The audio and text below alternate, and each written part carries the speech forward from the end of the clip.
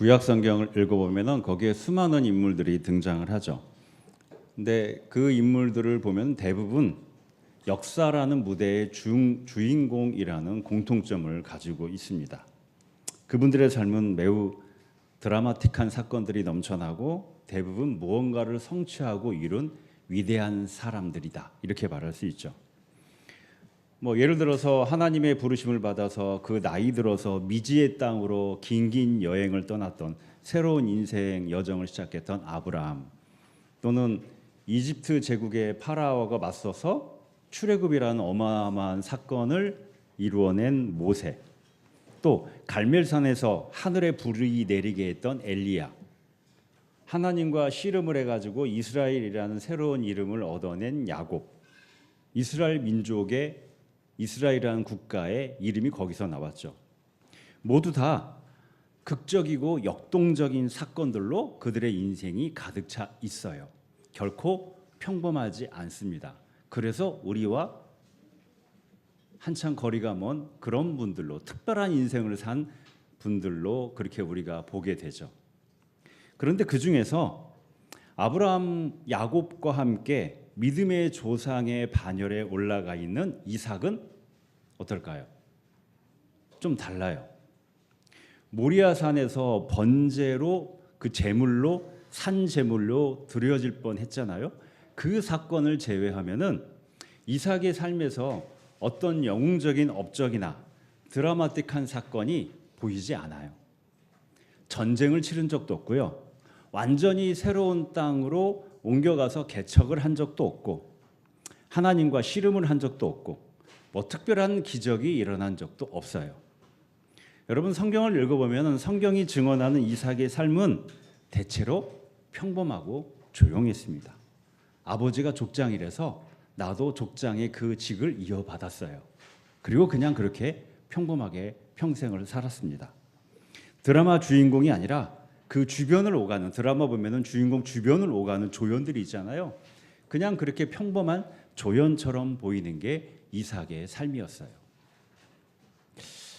여러분, 그런 이삭이 어떻게 아브라함, 야곱, 구약 성경의 이스라엘 민족의 역사에 가장 드라마틱한 삶을 살았던 가장 위대한 인물이라고 꼽히는 아브라함과 야곱과 같은 반열에, 아브라함과 이삭과 야곱의 하나님, 이런 믿음의 조상의 반열에 들어갈 수 있었을까? 아브라함이 아버지니까, 즉 혈통 때문에, 그럴 수도 있겠죠. 혈통이 주는 혜택? 근데 그런 건 아닌 것 같아요. 구약 성경은 혈통만으로 하나님의 약속이 계승된다고 말하지 않거든요. 그렇지 않은 사례가 구약 성경 여기저기에서 참 많이 등장합니다. 그럼 뭘까? 이삭이 아브라함, 야곱과 함께 믿음의 조상이라는 그런 반열에 올라갔던 그 이유가 뭘까? 오늘은 여러분들하고 이 질문을 가지고 그 믿음의 조상이라고 불리는 분들 중에 가장 평범하고 조용한 삶을 살았던 이삭의 인생 이야기를 좀 살펴보려고 합니다. 이삭의 생애 전반부를 들여다보면은 유독 눈에 띄는 특징이 하나 있습니다. 뭐냐? 좀처럼 자기 목소리를 내지 않는 거예요. 내 목소리를 잘 내지 않습니다. 위기의 순간에도, 인생의 중요한 결정의 순간에도 이삭은요, 앞장서서 나의 이야기를 하거나 내 생각을 주장하거나 그러지 않아요. 한 걸음 뒤로 물러나 있는 쪽을 택합니다. 대개는 늘 한 걸음 뒤로 물러나 있어요. 창세기 22장에 모리아산에서 그 벌어졌던 번제물 사건도 그렇게 해석해 볼 수 있어요.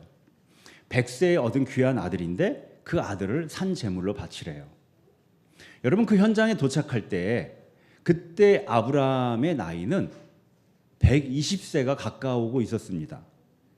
이삭은요, 충분히 아버지를 힘으로 제압할 만한 그런 선우 정도의 나이였어요. 선우가 120세 나이 안 되나요? 아니래요. 할 수 있어요. 보니까 할 수 있어요. 상대가 120세 가까운 할아버지인데. 네. 역시 엄마는 내 편이 아니야, 선우야. 살아야 되잖아요. 내가 지금 산 제물로 바쳐지게 됐는데 이제 이 10대 후반 이 나이에 내가 살아야 되잖아요. 여러분 그게 상식인데 이삭이 어떻게 합니까? 이상하리만치 조용히 순응을 합니다. 그냥 한번 조용히 싹 들어 누워요. 아빠 저 들어 누워야 돼요? 알았어요. 들어 누워요. 제가 장신대 다닐 때 수십 년 전이죠 벌써. 예배 드리는데 구약학 교수님 한 분이 이삭에 대해서 이렇게 이야기했습니다. 성경의 인물 중에 별 한 게 없는데 딱 한 번 인생의 초반기에 한번 조용히 들어 누웠더니 정말 고생하면서 남들이 받았던 복을 그거보다 더 많은 복을 한 번에 다 받은 기가 막힌 행운아가 이삭이다. 그렇게 이야기를 했어요. 지금도 기억이 납니다.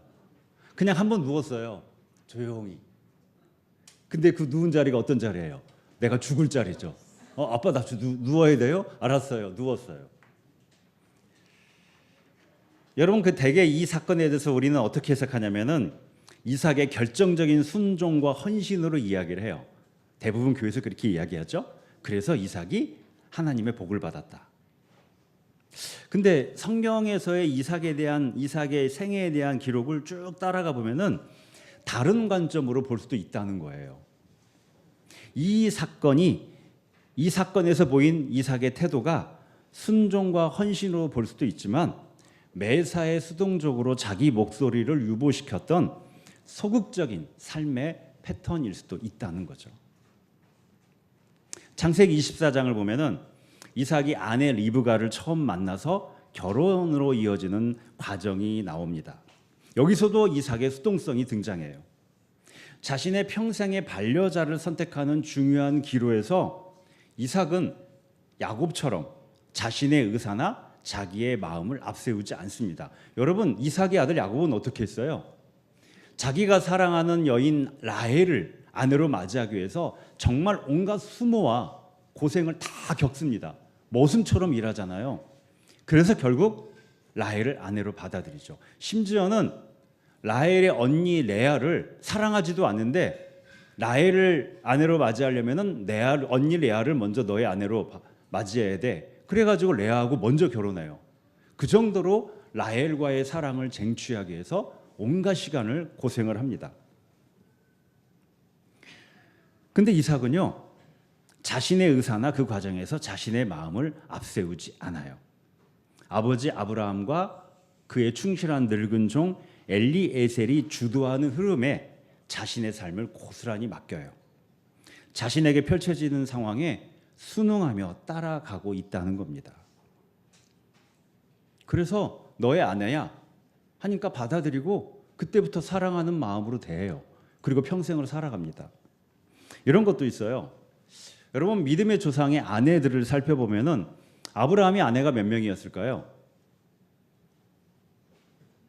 우리 어린이들 아내가 아브라함 할아버지가 부인이 몇 명이었을까? 180명. 건유의 속마음이 나오는 거 아니야? 앞으로 나는 180명과 연애를 할 거야. 아브라함이 아내가 3명이었습니다. 예, 이삭의 아들 야곱은 아내가 몇 명이었을까요? 4명이었어요. 또 야곱의 형 에서는 아내가 몇 명이었을까요? 2명이었습니다. 1명이 아니에요. 그게 그때 고대 근동의 가부장적 사회의 상식이었어요. 이들의 신분이 족장이잖아요. 그 정도의 경제적 능력을 가진 사람들은 아내를 여러 명 둘 수 있어요. 여러 명 두는 게 오히려 상식이에요. 1명의 아내를 두는 것보다. 왜? 가능한 한 많은 아이를 낳아야 되거든요. 대를 이어가는 게 족장들의 역할 중에 정말 중요했기 때문에. 그러다 보니까 아브라함은 어떤 일을 겪었습니까? 첫 번째 아내 사라와 두 번째 아내 하갈이 갈등이 일어나고 그래서 큰아들 이스마엘과 하갈을 내쫓아야만 됐어요. 아브라함이 엄청난 고통을 겪었습니다. 그 과정에서. 야곱은요. 아내가 4명에다가 자식들이 13명이었어요. 그래서 그로 인해서 그 관계로 인해서 생겨지는 온갖 문제와 갈등들을 평생 감당해야만 됐어요. 근데 이삭은 평생 1명의 아내와 살았습니다. 아이들은요. 한 번에 쌍둥이가 둘이 태어났어요. 그리고 자식이 없어요. 여러분 창세기를 읽어보면은 그렇게 한 명의 아내와 살아가는 이삭이요, 결혼한 이후에 대체적으로 누가 주도했느냐? 리브가가 주도하며 살았다는 흔적들을 발견할 수 있습니다. 리브가는 성경을 보면 대단히 자기 주도적이고 할 말을 하고 명쾌한 성격의 기질의 소유자였던 것 같아요. 그래서 에서와 야곱의 비극이 누가 만드는 거예요?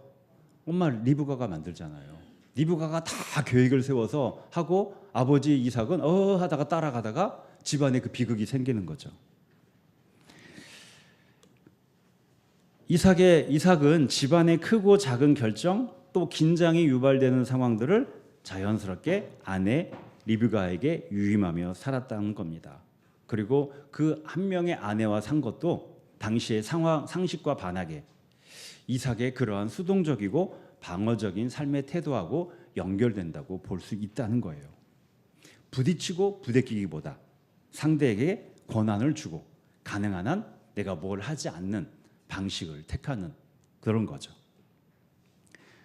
창세기에 이삭이 리브가를 처음 만나서 곧바로 장막으로 인도해서 아내로 삼았다. 그러면서 뭐라고 하냐면은 어머니를 여의고 나서 위로를 받았다. 이렇게 기록합니다. 어머니를 여의고 나서 위로를 받았다. 이삭은요, 리브가를 만나기 전에 어머니 사라를 여였습니다. 그 빈자리를 리브가와 만나서 바로 리브가와의 깊은 애착으로 빠르게 그 빈자리를 채워갔어요. 무엇을 말하냐고 볼 수 있냐면은 이삭은 자신이 인생을 살면서 겪는 결핍과 슬픔과 아픔과 불안을 홀로 감내하기보다는 가장 가까운 관계 속에서 위로를 찾는 의존적인 사람이었다는 것을 보여준다고 볼 수 있다는 거예요. 여러분 창세기의 이삭에 대한 이야기를 쭉 살펴보면은 이 이삭에 대한 기록이 아버지 아브라함이나 아들 야곱에 비해서 그 분량도요 현저히 적어요. 그리고 특별한 사건도 별로 없어요. 심지어는 이삭에 대한 기록이 나오는 그 부분의 중간에 리브가에 대한 이야기, 아버지 아브라함에 대한 이야기, 야곱과 에서에 대한 이야기가 더 많은 분량으로 등장합니다. 실제 그래서 이삭에 대한 걸 끄집어내면은 분량이 별로 안 돼요. 그만큼 이삭의 인생이 후대의 전승으로 이어질 만큼 특별한 사건이 별로 없었다는 거죠. 그렇게 평범하게 주어진 상황에 순응하며 수동적이고 방어적인 삶을 살았을 가능성이 높다는 겁니다. 우리처럼 한마디로 평범하게 산 인물이었다는 거죠. 그런데 오늘 우리가 함께 읽은 창세기 26장은 그렇게 조용하고 순응적이었던 이삭이 계속 그와 같은 모습으로 살아갔다라는 것이 아니라는 사실을 보여주고 있어요. 별다른 변화 없이 평범한 일상이 그저 반복되는 것처럼 보였던 이삭의 삶, 그의 삶이 사실은 보이지 않는 차원에서 계속 변화하고 성장하고 있었다는 거죠. 오늘 본문은 흉년이 들어서 이삭과 그 가족들이 그랄이라는 지역으로 피신해서 머물게 된 것부터 시작이 됩니다. 거기에서 머물러서 이삭과 그 집안이 살게 되었는데 하나님께서 복을 주셔서 거기서 가축을 키우는 거, 농사를 짓는 거 이게 너무 잘 돼가지고 큰 부를 축적하게 됩니다. 창세기 26장 13절 14절은 이렇게 기록을 하고 있어요. 그는 부자가 되었다. 재산이 점점 늘어서 아주 부유하게 되었다. 그가 양떼와 소떼, 남종과 여종을 많이 거느리게 되었다. 부자가 됐습니다. 그 지역에 신흥 부자가 됐어요. 그러자 그 지역에 원래 살고 있었던 토착민 블레셋 사람들이거든요. 블레셋 사람들이 이삭에 대한 시기심을 품기 시작합니다. 그리고 이삭을 두려워하기 시작했어요. 이방인이 그 지역에서 너무 부자가 되어가는 거죠. 그래서 그 일부가 블레셋 사람들 중에 일부가 이삭의 집안 가족들이 마시는 우물을 막아버립니다. 그리고 거기를 흙으로 다 메꿔버렸어요. 여러분 물이 귀한 그 지역에서 우물은 뭐예요? 우물은 생명이에요. 우물은 생존입니다. 그걸 막고 메웠다는 것은 단순한 괴롭힘이 아니에요. 전쟁을 하자는 겁니다. 선전포고다 같아요. 너 죽고 나 살자, 전쟁을 하자, 이런 이야기예요. 이제 갈등이 커집니다. 그러자 그 블레셋 민족을 다스리던 왕 아비멜렉이 이삭을 불러다가 이렇게 이야기합니다. 당신은 우리보다 훨씬 강해졌으니 이곳을 떠나시오. 당신은 우리보다 훨씬 강해졌으니 이곳을 떠나시오. 이제 겨우 거기서 정착해서 내 삶의 기반을 다 만들고 나와 내 가족이 함께 먹고 살 수 있는 이제 이 기반이 다 마련되었는데 떠나라는 겁니다. 네가 너무 지나치게 여기서 강해지고 네가 너무 지나치게 여기 성공하는 것 같아. 우리가 그걸 용납하기 힘들어. 그러니까 떠나. 말은 부드럽게 하지만 추방하는 거죠. 이삭과 그 집안이 지금보다 더 강해지기 전에 그 땅에서 추방시키는 겁니다. 여기서 훨씬 강해졌으니는 경제적인 부유함을 넘어서서 정치적 군사적으로도 강력한 집안이, 강력한 부족이 되어가고 있다는 뜻이거든요. 그러니까 더 강력해지기 전에 추방시켜 버리는 거예요. 여러분, 이미 정착한 땅을 떠나서 새로운 곳으로 이동한다. 유목민들이잖아요. 유목민들에게는 정말 삶의 새로운 판을 짜야 하는 매우 힘겨운 여정이었습니다. 그리고 이때 이삭은 이제 그 블레셋 사람들하고 맞설 수 있는 힘을 가지게 되었어요. 내 자신과 내 집안 식솔들의 권리와 생존을 지키기 위해서 싸울 수 있는 충분한 능력을 가지고 있었습니다. 아브라함이라면은 야곱이라면은 싸웠을 거예요. 전쟁을 했을 겁니다. 그런데 이삭은 그렇게 하지 않았어요. 그곳을 떠나서 아무것도 없는 평원에다가 다시 천막을 치고 거기에 자리를 잡습니다. 힘겨운 개척을 선택한 거예요. 제일 먼저 한 일이 뭐죠? 생존을 위해서 최우선적으로 필요한 우물을 팝니다. 그랬더니 거기서 물이 나와요. 우물을 한 번 판다고 물이 나오는 게 아니라 우물을 판다는 것은 정말 힘겨운 노동을 반복하는 거예요. 팠더니 물이 없고 팠더니 물이 없고 그러다가 마침내 물이 나오는 우물을 발견하게 되는 거죠. 그런 우물을 이제 다시 갖게 되었어요. 그랬더니 이제는 그 평원에서 살고 있던 목자들이 와서 그거 원래 우리들 거야 라고 주장을 합니다. 그러면서 이삭의 종들하고 물리적인 충돌까지 일어나게 돼요. 그러자 이삭은 어떻게 했느냐? 그 충돌이 더 큰 싸움으로 확대되지 않도록 물러납니다. 다시 다른 곳에서 우물을 파요. 또 물이 나왔어요. 그랬더니 또 찾아와서 시비를 걸고 위협을 하고 충돌이 일어납니다. 이삭이 어떻게 했느냐? 다시 물러나요. 또 다른 곳에서 우물을 팝니다. 그렇게 해서 4번이나 그렇게 힘겹게 이동을 하고 이동을 해서 우물을 마련한 뒤에야 비로소 그 갈등과 위협이 사라지게 됐어요. 여러분, 이삭의 이런 행동을 언뜻 보면은 그저 갈등을 피하려고 하는 예전의 수동적인 모습처럼 보입니다. 그런데 그렇게 이삭이 마냥 갈등을 피하기에는 새로운 지역으로 옮겨서 그렇게 우물을 파는 것이 당시의 상황에서 정말 매우 힘겹고 고된 일이었습니다. 그리고 집안 식솔들 전체의 생존과도 직결되는 위기였어요. 위기와 위기가 반복되는 거예요. 그런 가운데 이삭이 연약했냐? 아니에요. 그들을 제압할 수 있는 충분한 힘을 이미 가지고 있었습니다. 그런데도 이삭은 그 선택을 하지 않아요. 다시 힘겨운 개척을 한다 할지라도 그 자리를 양보하고 새 우물을 힘겹게 파는 것을 선택합니다. 그렇게 해서 평화를 이루고자 한 거죠. 예전에 이삭의 조용함이 그저 마찰을 갈등을 피하려고 하는 물러섬이었다면은 이번에 지금의 이삭의 양보는 힘이 있으면서도 그 힘을 조급하게 휘두르지 않는 의지적 선택이었던 거죠. 이런 이삭의 태도에 이삭을 추방했던 블레셋 왕이 그 소식을 듣게 되죠. 그리고 놀라게 됩니다. 그러면서 이전과는 달라진 반응을 보이게 되죠. 그가 자신의 고문과 군 사령관을 데리고 이삭을 찾아왔습니다. 오늘 본문에는 친구라고 나와 있는데 정확하게 말하면 왕의 고문이에요. 자문 역할을 하는 고문. 그러니까 자기 최측근을 데리고 이삭을 찾아온 겁니다. 창세기 26장 28절인데요. 한번 찾아서 같이 읽어보겠습니다. 창세기 26장 28절.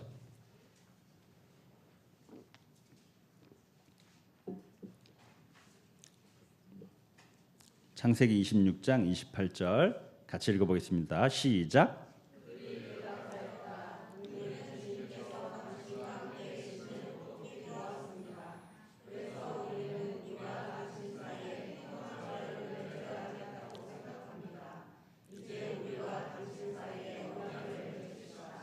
예. 우물로 인한 갈등의 그 과정에서 이삭이 취했던 그 선택과 그 태도, 거기서 이방인 부족, 하나님을 믿지 않는 부족인 블레셋이 그런 이삭의 태도와 선택을 통해서 하나님을 보았다. 네가 믿는 하나님을 보았다라고 말합니다. 당시의 유목민들이 그런 상황에서 흔하게 취하는 공격적이고 전투적인 방식과는 다른 선택과 행동을 하는 이삭을 통해서 그 이삭과 함께 하시는 하나님을 우리가 보게 되었다. 그래서 그 하나님이 함께 하시는 당신과 더 이상 갈등을 일으키고 당신과 싸우고 경쟁하지 않으려고 한다. 이제 우리가 평화를 맺어서 평화로운 친구가 되자라는 겁니다. 여러분, 이 제안에 대해서 이삭이 어떻게 하는가? 창세기 26장 30절은 이렇게 말합니다. 이삭은 그들을 맞아서 잔치를 베풀고 그들과 함께 먹고 마셨다. 지금까지 자신을 괴롭혀온 내 가족들의 생존의 위협을 가해왔던 그들을 호의로 대해요. 그냥 호의가 아니라 자신의 삶을 활짝 열어서 맞이하고 함께 즐겁게 잔치를 벌입니다. 여러분, 예전의 이삭이라면은 물러나서 알았으니까 가세요 라고 고요히 물러나서 조용히 침묵하는 것으로 그쳤을지도 모릅니다. 그런데 이번에는 잔치를 벌이자고 누가 한 게 아니에요. 스스로가 자신의 집의 문을 활짝 열어서 잔치를 벌이고 그들에게 손을 힘껏 내밀어요. 한때 적이 되었던 그들을 매우 능동적인 태도로 대하면서 친구로 받아들였다는 겁니다. 그래서 어떻게 되었느냐? 창세기 26장 31절은 이렇게 증언을 합니다. 그들은 다음 날 아침에 일찍 일어나서 서로 맹세하였으며 그런 다음에 이삭이 그들을 보내니 그들이 평안한 마음으로 돌아갔다. 그들이 평안한 마음으로 돌아갔다. 뭘까요? 평화가 이루어진 거예요. 평화가. 모두를 만족시키는, 모두를 안전케 하는, 모두의 생존을 보장하는 평화가 마침내 이루어지게 된 겁니다. 이삭이 진정한 피스메이커가 된 거죠. 여러분, 무엇이 이삭을 이렇게 변화시켰을까요? 평생 스스로의 목소리를 제대로 내지 않고 소극적으로 살아왔던 사람이 어떻게 그 갈등의 상황에서 먼저 손을 내밀고 평화를 만드는 사람으로 변화될 수 있었을까? 창세기는 이삭의 삶을 관통하는 두 가지의 중요한 영적 토대가 있었다고 증언을 합니다. 첫째는 들판에서 하나님 앞에 머무는 삶이었어요. 들판에서 하나님 앞에 머무는 삶. 창세기 24장 63절을 한번 찾아보겠습니다. 창세기 24장 63절. 24장 63절입니다.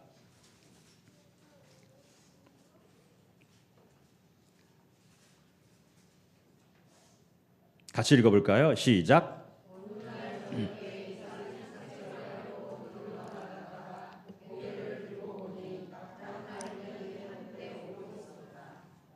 네, 리브가와 만나게 되는 장면과 관련된 본문인데요. 여기서 산책하다, 이게 중요해요. 산책하다. 히브리어로 라스아흐라고 하는데, 라스아흐. 단순히 산책하다 그 의미보다는 하나님 앞에 조용히 머물면서 깊이 사색하고 기도하다, 이런 의미가 담겨져 있어요. 하나님 앞에 조용히 머물면서 깊이 사색하고 기도하다. 실제로 고대 유목민 사회에서 해질녘에 들판을 홀로 거니는 행위는요, 곧 깊은 침묵과 기도의 시간을 보낸다, 이런 의미였다고 합니다.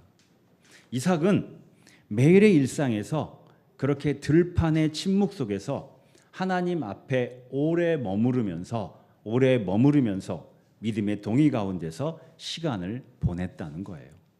향신기도의 언어를 빌려서 말한다면은 그 머무는 시간을 통해서 하나님의 현존 안에 내 자신을 내어 맡기는 법을 배워갔다는 거죠. 둘째는 하나님을 향한 깊은 경외입니다. 하나님을 향한 깊은 경외. 이삭의 아들 야곱이 훗날 자기 아버지를 떠올리면서 하나님에 대해서 이렇게 표현을 해요. 이삭을 지켜주신 두려운 분. 이삭을 지켜주신 두려운 분. 파드 이츠하크. 여러분, 이 독특한 표현, 이삭을 지켜주신 두려운 분, 하나님. 이 독특한 표현은 아들 야곱이 보기에 아버지 이삭의 신앙의 핵심을 명쾌하게 고백하고 있는 겁니다. 이삭은 그 평범해 보이는 삶 속에서 누구를 진정으로 두려워했느냐, 누구를 진정으로 경외했느냐, 하나님을 진정으로 경외했다는 거예요. 이삭이 평범하게 속적으로 수동적으로 삶을 살았지만, 그래서 때로는 세상이 두렵고 무서울 수도 있지만, 그 이삭이 진정으로 두려워하며 경외했던 것은 하나님이었다는 거죠. 모리아 산에서 경험했던 그 하나님의 임재가 이삭의 삶 전체를 관통하는 믿음의 기반이 되었다는 겁니다. 여러분, 그래서 이삭은 하나님의 뜻을 모두 이해했기 때문에 순종한 것이 아니고, 하나님이 하나님이심을 알았기 때문에 자신을 내어 맡길 수 있었어요. 그렇게 이삭은 세상의 안전과 세상의 안정에 붙들린 거짓자의 삶에서 벗어나서 참 자아가 하나님의 사랑 안에, 하나님의 빛 안에 머물러 있는 사람으로 변화되어 갔다는 겁니다. 창세기를 보면은 24장에서 어머니를 잃고 들에서 사색하고 기도했던 청년 이삭과 창세기 26장에서 블레셋 왕과 평화의 잔치를 벌이는 장년 이삭 사이에 수십 년간의 시간 간격이 있어요. 수십 년간의 시간의 간격. 그런데 그 사이에 창세기는 이삭에 대해서 별다른 사건을 기록하지 않고 있습니다. 극적인 사건도, 눈에 드러나는 성장의 증거도, 변화의 증거도 없어요. 그 사이 시간 동안 그냥 성경은 침묵합니다. 그런데 바로 그 침묵의 시간 속에서 보이지 않게 무언가 자라고 있었다는 거예요. 보이지 않게 뭔가 자라고 있었다는 겁니다. 오늘 우리가 함께 읽은 마가복음 4장의 하나님 나라에 대한 예수님의 비유가 바로 그 시간, 무언가 자라고 있는 그 시간의 의미를 우리에게 말해주고 있어요. 어떤 사람이 땅에 씨를 뿌려놓고 밤낮 자고 일어나고 하는 사이에 그 씨에서 싹이 나고 자라지만 그 사람은 어떻게 그렇게 되는지를 알지 못한다. 땅이 저절로 열매를 맺게 하는데 처음에는 싹을 내고 그 다음에는 이삭을 내고 또 그 다음에는 이삭의 알찬 나달을 낸다. 여기서 땅이 저절로 열매를 맺게 한다라고 할 때 저절로, 헬라어가 아우토마테입니다. 자, 우리 어린이들 따라해 볼까요? 아우토마테. 네, 아우토마토가 아니고요. 아우토마테예요. 네. 이 단어가 신약 성경에 딱 2번 등장해요. 여기하고 사도행전 12장에 베드로가 감옥에 갇혔는데 감옥 문이 저절로 열려요. 그때의 저절로가 이 아우토마테입니다. 씨가 자라는 것은 농부의 능력이나 농부의 노력의 결과가 아니라는 거예요.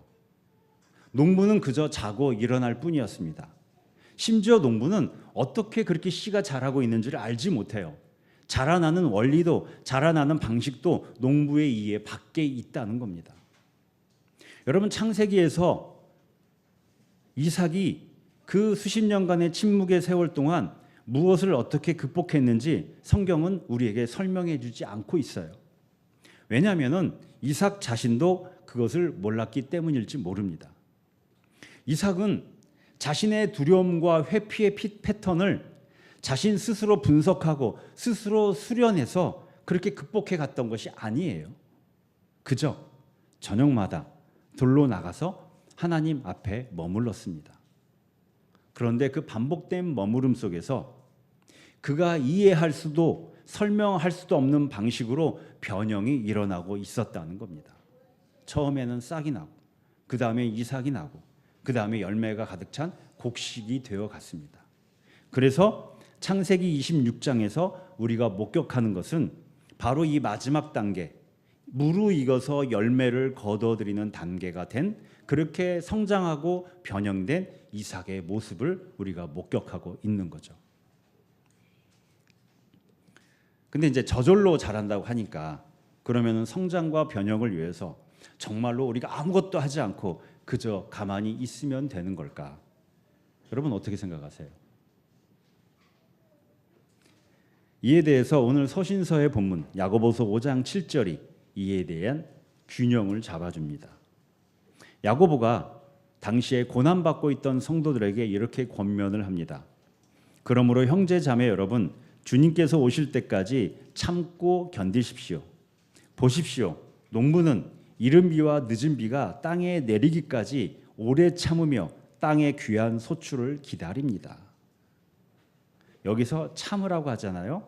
이 참으라고 하는 이 단어의 의미가 힘겨움 속에서, 압박 속에서 이를 악물고 버티라, 이런 게 아니에요. 문자적으로 오래 끓이지 않은 마음입니다. 오래 끓이지 않는 마음. 조급하게 반응하지 않고 넉넉히 기다리는 걸 말해요. 조급하게 기다리지 않고 조급하게 반응하지 않고 넉넉하게 기다리는 것. 또 땅의 소출을 기다립시다 라고 할 때 기다린다는 것도 수동적으로 시간을 흘려보내는 것을 말하는 게 아닙니다.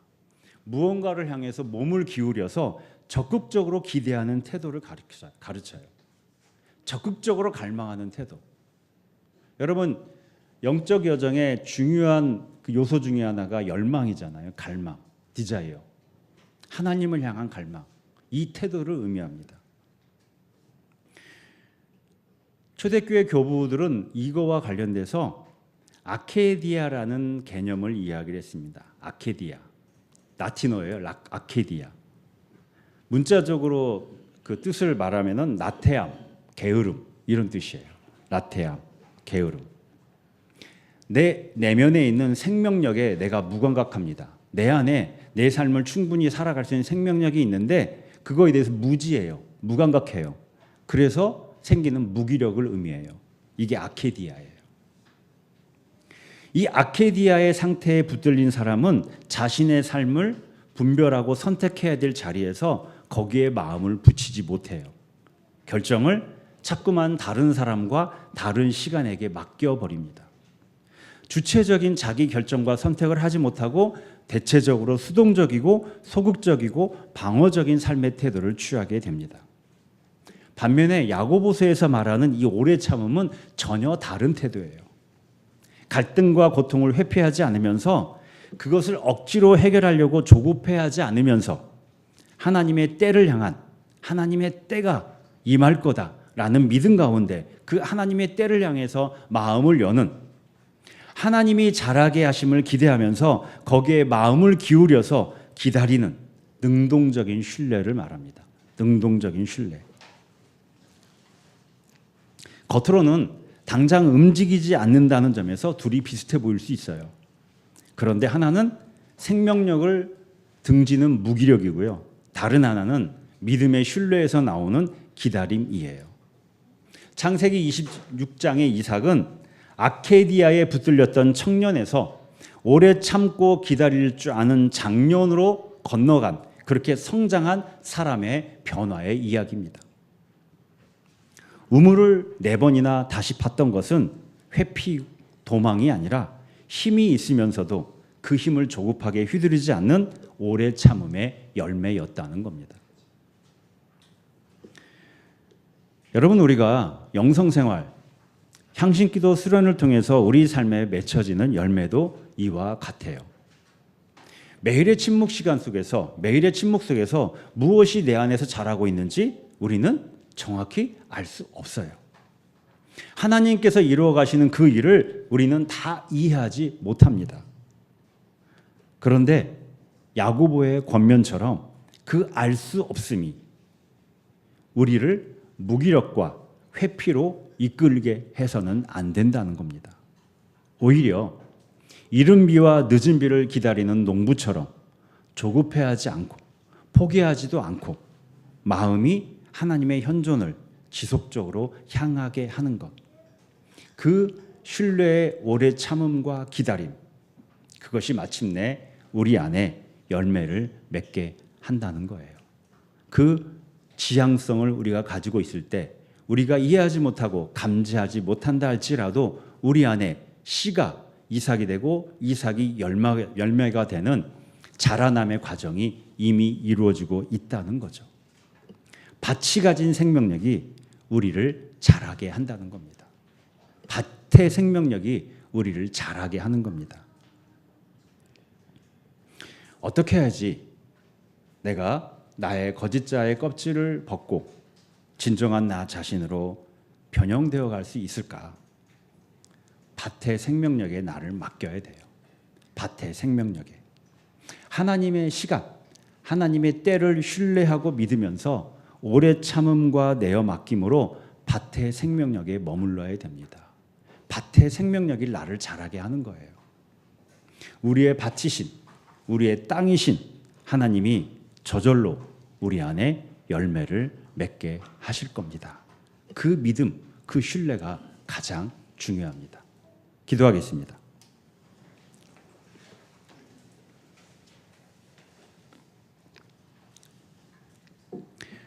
저절로 자라게 하신 하나님, 우리가 이해할 수 없는 방식으로 우리 안에 생명을 심으시고 자라게 하고 계심을 믿습니다. 무기력과 회피로 굳어졌던 우리의 마음이 이른 비와 늦은 비를 기다리는 농부의 오래 참음으로 자라가게 하옵소서. 이삭처럼 우리도 침묵의 들판을 지나서 마침내 평화를 이루어가는 사람으로 성장하게 하옵소서. 밭의 생명력을 믿음으로 신뢰하는 우리가 되게 하옵소서. 예수님의 이름으로 기도합니다. 아멘.